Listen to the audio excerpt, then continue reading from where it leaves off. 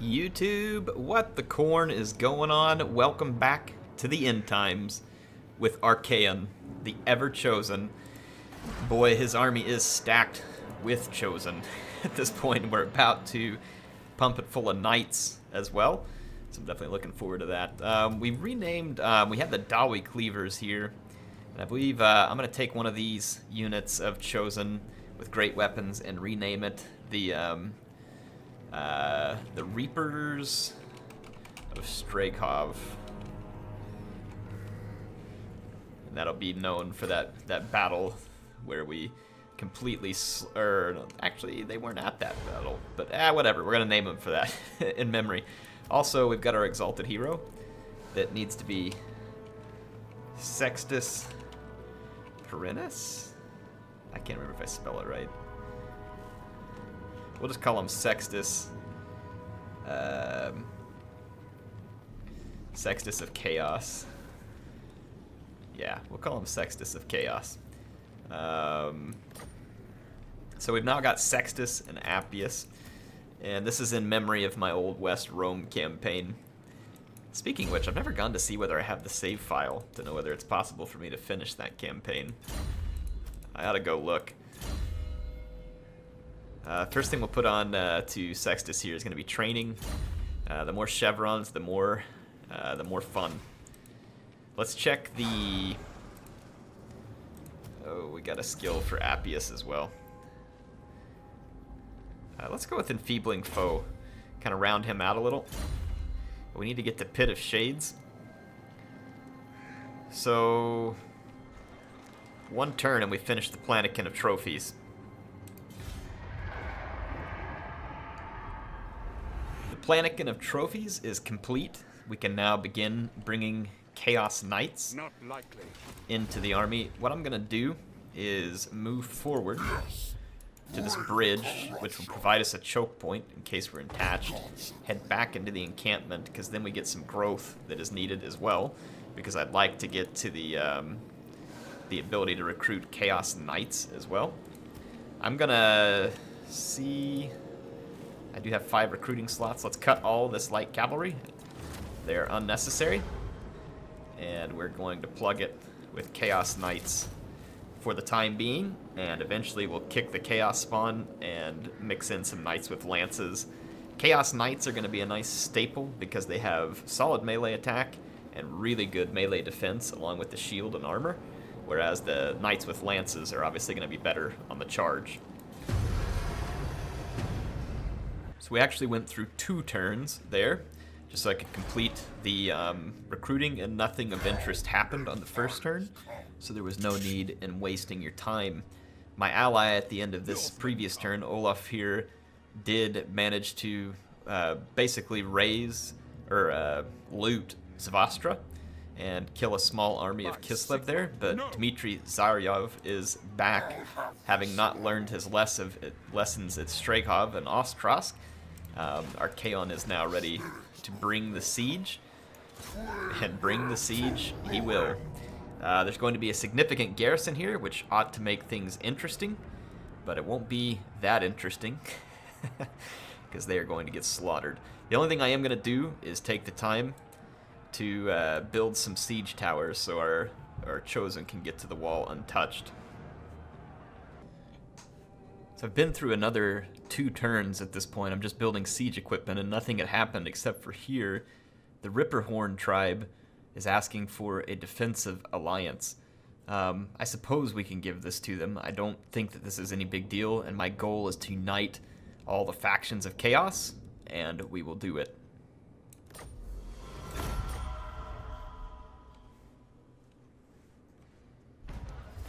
And I am far too impatient to wait for any more siege towers. I've got 2, that'll be good enough.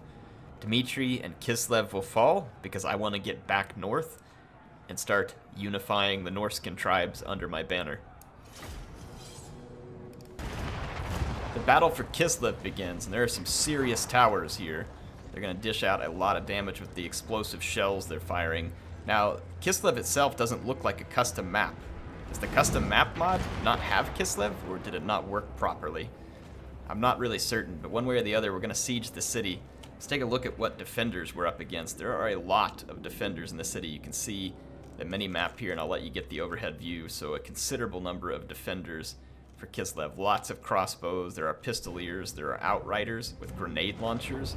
Standard outriders. There are some swordsmen here. There are great swords fairly nearby. These defenders are outclassed in terms of the quality of our infantry, but we are going to have a lot of numbers on our hands.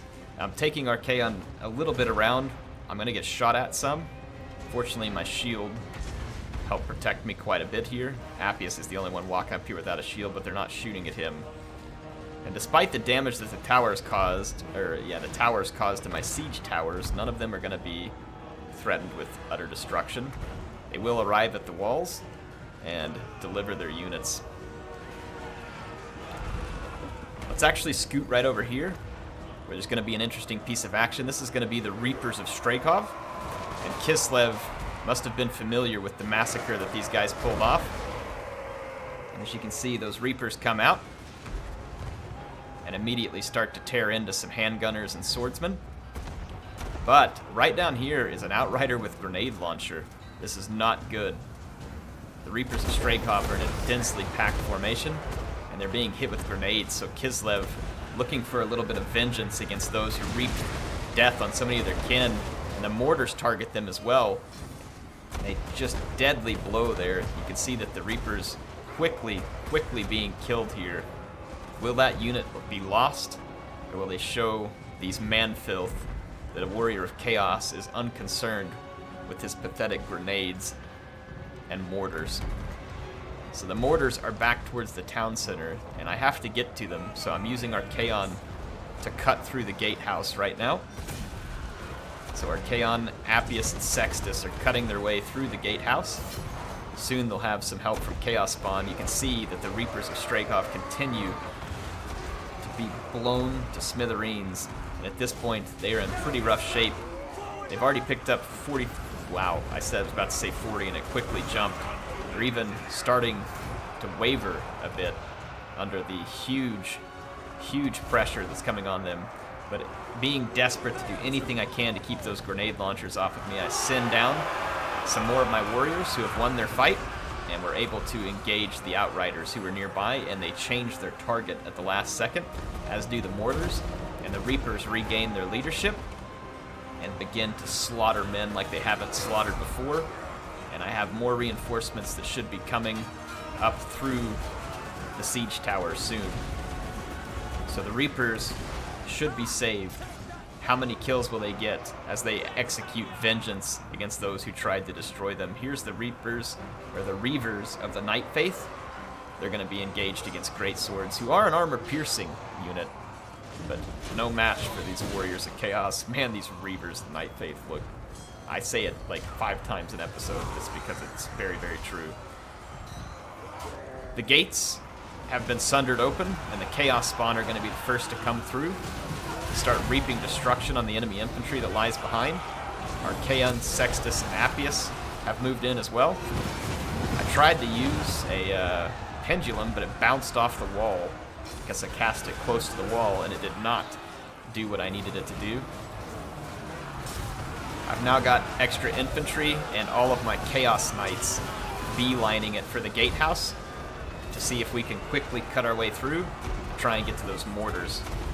The Reapers of Strakov up to 141 kills. They are absolutely furious at what was done to them early in this battle, and for their fallen brothers, they will show these men of Kislev why and how they earned their name, as they fight with a fury that has never been seen in the old world. The skirmishers up on the gatehouse are starting to be engaged, and there is a captain of the Empire here, Victor Basin. He is having to fight a great number of chosen warriors. Will not be in a good place right now. My knights have hit the gates, and Kislev is throwing everything they can to try and push me back. Fortunately for me, this means that their grenade launchers and outriders actually enter combat, and I should be able to pin them in. Some of my chosen have been freed from the combat over here.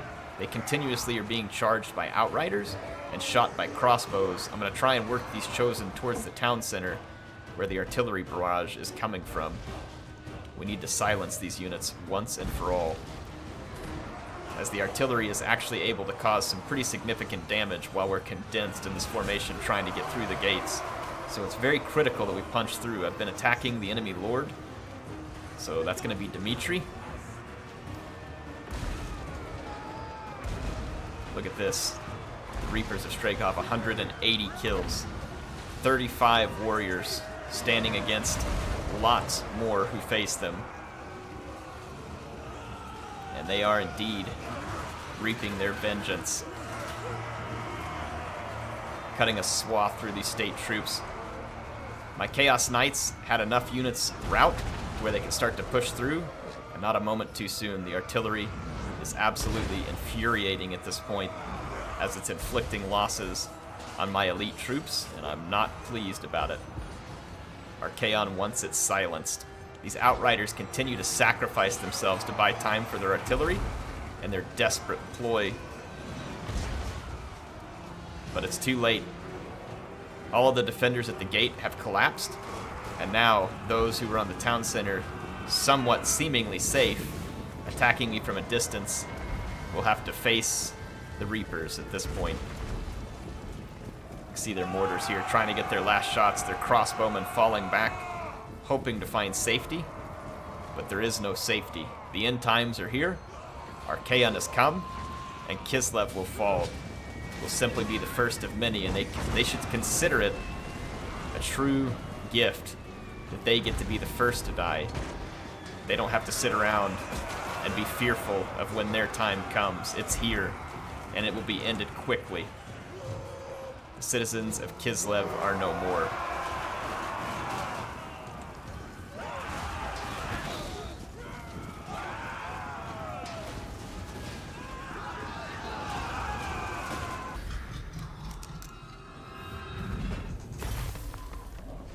A decisive victory indeed.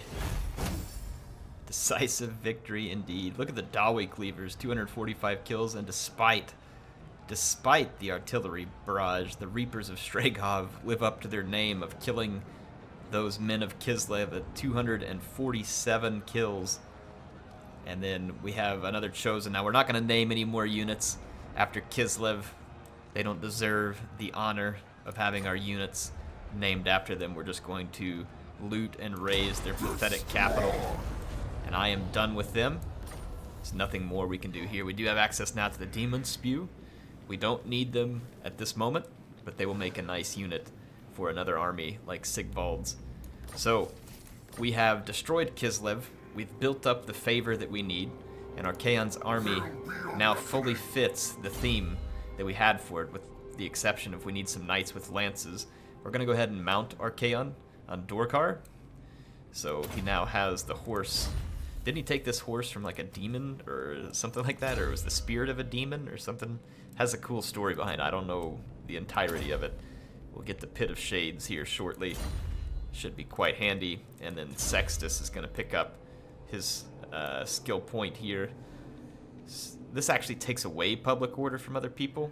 I think I might focus on Specialist and Assassinate with Sextus to start with, so that he can be Archaon's hand in getting rid of any enemy agents that become pesky or overpowered. We now need to end the turns and head back north, and we'll start to make Wintertooth and Wulfric and his Norskins submit.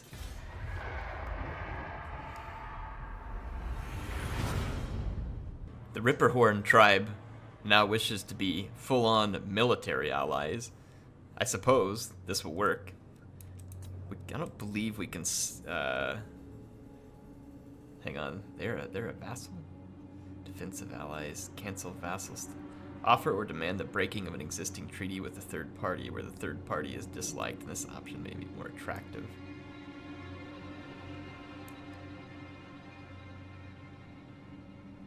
They don't have a vassal status. I wonder why that's... Oh, I guess I could cancel mine, but I got it.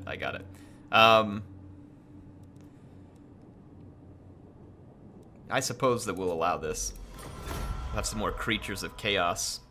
You can see that the Skaven are just coming and filling the empty voids that I leave, sending their armies forward and likely settling everything that I'm leaving open. I'm going to just head back north. I'm not going to worry about... well, actually I will. I think we can build... let's move up to here, hit our encampment. Not yet. We need 3 population surplus and 12. You must upgrade your horde encampment. Okay, the horde encampment first. My bad. We're gonna have to build back up to 3. We've completed the ruinous war host, so that's gonna drop the upkeep considerably. We're actually now even turning a tiny profit despite the eliteness of our army. I'm going to continue to move in the direction that we need to while camping at the end of each turn in order to ensure that I can get the growth needed so that we can pick up the knights with lances.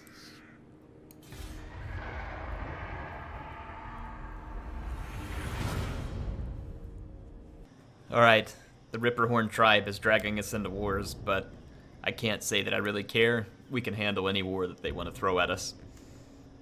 We finished Blood for the Blood God, which is going to be really nice to have finished. This last one cost 20,000 favor here, or the next one.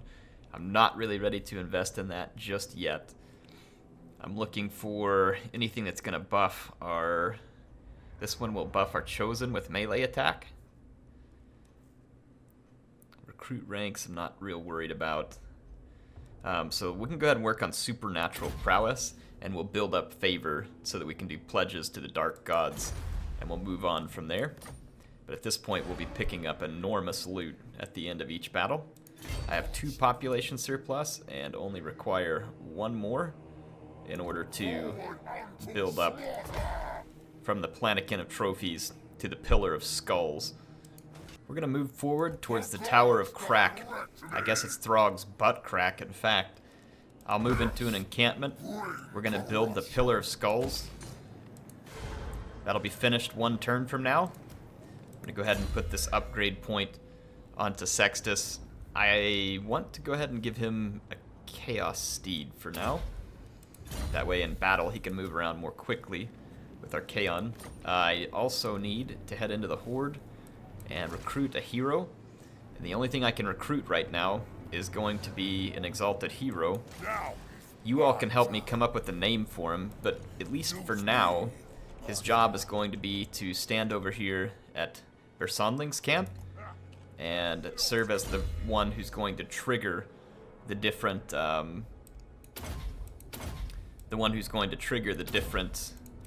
legendary, the quest battles for our legendary lords. Basically, at some point with all of them, it requires you to move a character there. So see, move any character to Besornling's camp. I actually thought about naming him any character, but didn't know if some of you all would much appreciate that. Alright, before we attack the Tower of Crack, I'm going to go ahead and disband this Chaos Spawn. I no longer need it, and it has served me well. I'm going to disband one of these standard Chaos Knights, and I'm going to recruit 2 Knights with Lances. This will take a couple of turns. I'm going to skip through both of those turns. We'll then attack the Tower of Crack and start seeing if we can get Throgg to submit. The reckoning against the pretending Chaos tribes begins, and they will either submit or be destroyed. Obviously, there's nothing here that's worth our time, so we'll get this pathetic settlement out of our way and start to build the favor of the gods. Savage Blow is going to give a charge bonus for all armies. Ooh, that's going to be very, very nice. For 10 turns, in fact. We can level up Archaon, and let's take a look at what we want to do next. We've done this Blessed by Chaos. We should move to Chaos Knights right here. Yeah, so we're going to move to Hammer into Anvil.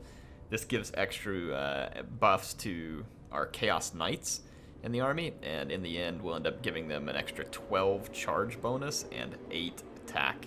So that's going to be very significant on all of our Chaos Knights. As for Appius Rullus, the Chaos Sorcerer, we can now unlock the Pit of Shades, which will be very handy at busting up infantry blobs. We can create those blobs with Archaon, and I really want to defeat Throgg, because if we defeat Throgg, Archaon picks up a bonus versus large. A pathetic unit of Ostland is trying to assault units in our army. If this makes him feel big, then I guess he can stick around and enjoy the joke.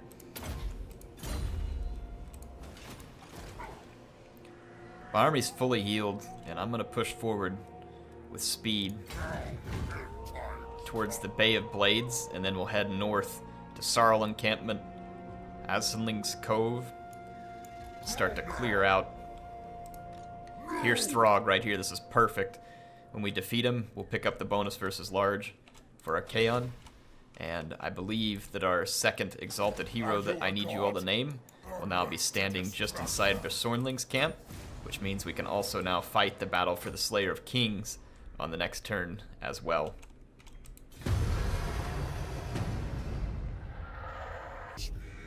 Alright, Archaon is ready to teleport to the battle of the Slayer of Kings.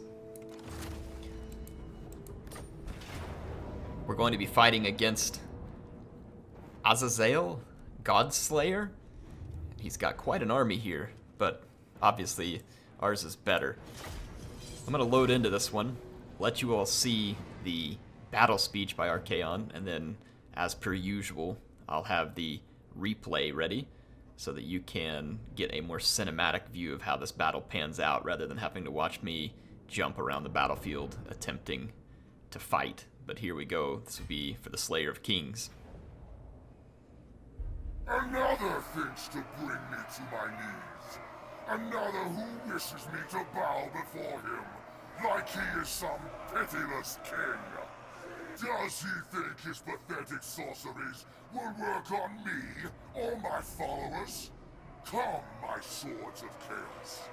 Let us show this weakling conjurer who would be royalty what I do to monarchs.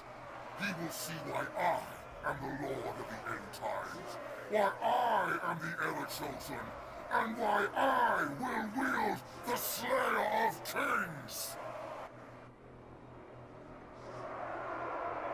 Alright, the battle for the Slayer of Kings commences, and immediately the 2 hell cannons that the sorcerer has open fire on Archaon's knights with lances. Once again, he and Sextus are rolling on the left flank with the knights with lances, and I'm in essentially the same formation in the center, with Appius supporting the infantry and my standard Chaos Knights on the right flank. Let's look at the army of the sorcerer. He's got his 3 Chaos spawn up front, and then his warriors with great weapons in a second line, and then he's also got his chariots here.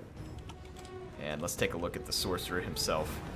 He who thinks to oppose the ever-chosen. Oh my goodness, man. All these chaos units look so cool. Here's the hell cannons. They'll turn and surely want a piece of our infantry here. The AI is continually repositioning because they're not sure what to do about being outflanked by my cavalry.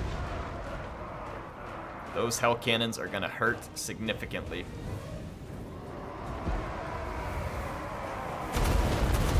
My army's hit with the Searing Doom, and then the Chaos Spawn charges us, and here I make a bit of a mistake.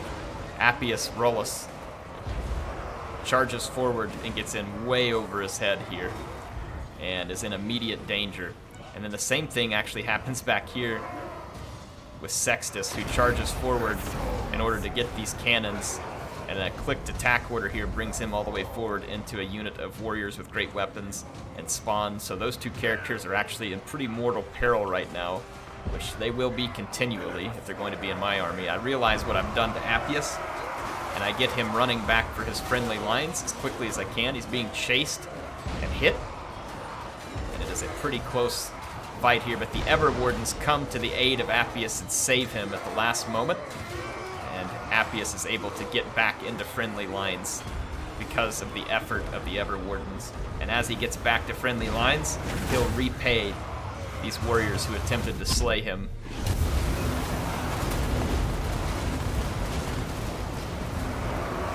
zoom out and get a look at the battlefield. So the infantry fight quickly turning in my favor.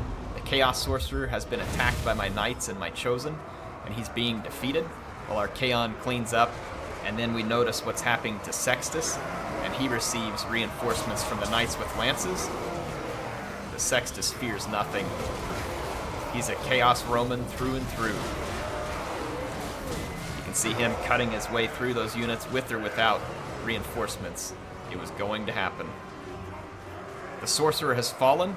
There will be no more reinforcements for his army, no more summons. Look at that Hell Cannon, trying to get one last cheap shot off. But at this point, it's just a matter of cleaning up what's left here. Archaon slaying Chaos Stunties in the name of Khorne. Blood for the Blood God. Skulls for the Skull Throne. Oh, there's a skull. So yeah, just have to clean up a couple of Chaos Spawn and this one will be over. Sextus is still busy cleaning up these spawn that gave him a bit of a scare. You see the Knights with Lances won't have any problem mopping this up. And the Slayer of Kings now belongs to Archaon, the Ever-Chosen.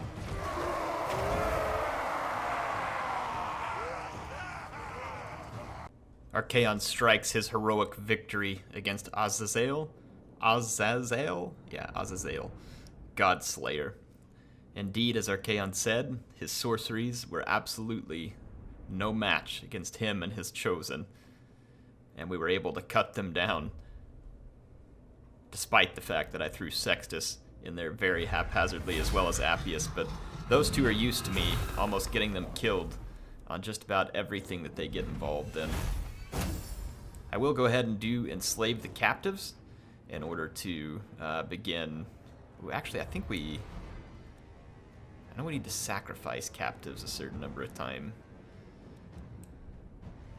Sacrifice the captives here. Kill captives? Well, I know that some of these are necessary for certain. Let's go take a look at something real quick. Trait gained, Confident Attacker. We've obtained the Slayer of Kings, which will now give us magical attacks, which I actually think we already had. Chaos Corruption additional. The Slayer of Kings ability, which is 60% weapon damage, armor piercing, and 32% splash attack power, as well as having cheaper recruitment and income from post-battle loot. So the Slayer of Kings will be a welcome addition. We've also unlocked the Mirror Guard, and we will put them to use as soon as we are able to recruit Sigvald, which I want to go remind myself now. Recruit a Lord. Sigvald, I have to awaken 4 Norscan tribes, and we've only done 1. And we have to build the Dragon Ogre Gathering in order to unlock Kolek. So we will focus on building the Dragon Ogre Gathering next, in fact, so that we can get him unlocked. And as we have the opportunity, we will awaken tribes in order to get Sigvald here as well. And those two will be the focus, but then we will also create some of our own characters by using standard Chaos Lords. It's also time for us to unlock the Grand Marshal of Chaos so that we can get to the Chosen Ones.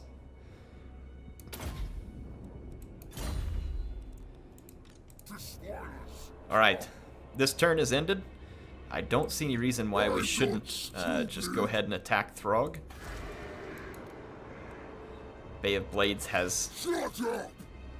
actually, we'll heal up a bit, because there were several Werekin that were present. Though I don't want to let Throgg escape either. I'll give him the chance to run. I'm sure we'll be able to catch him. All right, we have a Chaos Knight with Lance in our army, which has advanced the armor of Morcar battle for us. Kislev is destroyed. Amass a total favor of 15,000, which we have. So that will be successful as soon as we make an action on the map and it triggers it. It is decreed by me. Throgg did not run away, so we will kill him. And this is where this episode will end, is with this battle.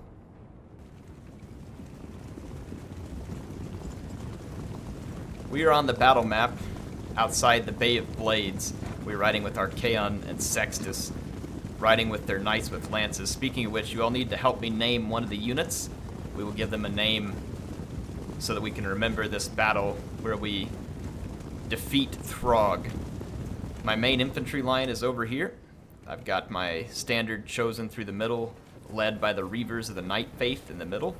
And I've got my chosen with great weapons in a second line, and then my halberds in the back line, including the Sons of the Lost Plague here. So I've got my Ever Wardens in that second line too. The only unit here that's not a chosen unit, but they might as well be. On my far right-hand side, my standard Chaos Knights are ready to face off against some Skin Wolves and some Marauder Javelins. Now we have Marauders and Marauders with great weapons as the main line of Throgg. And you can see Throgg here, as well as his 3 Skin Wolves. I'm going to begin the battle with an infantry charge, and then I'm going to send Archaon in to destroy these ice trolls so that they can't do any damage to my army. So between all these knights with lances and then Archaon's flaming damage, these trolls are going to die in a big hurry. Let's watch the main infantry lines clash. Marauders taking on Chosen. I think you know how this fight's going to end. 3 Skin Wolves is a significant threat. With the Sons of the Lost Plague and all these Chosen, they'll be bogged down. My other halberds are going to engage these Marauders and try and cut a path through to Throgg, who has yet to engage himself in combat. Here comes my Knights. I'm going to run down some of these skirmishers so that they can't cause the damage that they want to, while Appius torments some of the skirmishers with his Pit of Shades. There's not a big infantry blob here because of how quickly my infantry is punching its way through. And I'll let you all see the overhead, the battle. There are some Marauder Berserkers back here. They're no real threat to my Chaos Knights or any of my warriors. Skin Wolves quickly regroup, but are going to quickly again be defeated. Archaon was busy taking out some hunters with throwing axes, and I'm going to allow him the honor of slaying Throgg and finishing this battle. We'll use his Slayer of Kings ability, which will boost his damage all the way from where it's at 487 up to, I believe it's going to be 767 or somewhere in that neighborhood. So it gives him a ton of extra damage. I'll let you all see it, and then I'll go into the cinematic for the charge. You can see here my infantry just coming forward, going to engage these Berserkers out here. They'll get destroyed by Chaos Knights, heavily armored. Big charge bonus. Watch it go active here. Here's the Slayer of King and its effects. There it goes, 769 weapon damage. And Archaon comes in and hits Throgg right in the back. His army breaks immediately due to the damage he caused, and to add a little insult to injury, we're going to send a fireball up Throgg's crack. Maybe this will be a little colon cleansing for him. And we earn the decisive victory over Throgg. Archaon will now have a bonus versus large, though apparently he can't overcome what CA has programmed him with, and not being able to charge down Throgg because of a strange charge mechanic that has existed ever since this game came out. Which is why when stuff starts skirmishing away from you, you get a terrible charge, and it doesn't end up doing much. Anyway, there's our victory. Throgg, we are going to awaken this tribe. That'll only leave 2 more that we have to awaken in order to get ready. So we have to amass 15,000 total favor, but that's successful. Move the character to Sornling's camp. That will also be successful. And this means that in the next episode we can fight for the armor of Morkar and make Archaon even more OP than he already is. We picked up a 15 bonus versus large and a 3% weapon strength from having defeated Throgg. So very, very nice addition. Let's go in here with Archaon. We can now pick the chosen one. So now all of our chosen units have 15% or 12% physical resistance and 8 melee defense. And then Archaon himself can pick up 10 physical resistance and some more magic. And then our knights can be buffed here too with Knights of the Herald. Gives them incredible buffs as well. Anyway, I do hope you all enjoyed yet another episode. The end times is real. We are pushing our enemies hard and quick, and we will make everyone submit. I'm kind of curious if I go into this screen, You want to die now? Or when my they won't take a ice peace age treaty. comes? So we will beat them up and then see whether or not we are able to vassalize them. Has anybody done this before? Do you know if you can successfully vassalize these Norskins? I've not tried it, and I don't even know if it's an option. I would hope it is. HeirofCarthage, signing out. I'll see you all soon.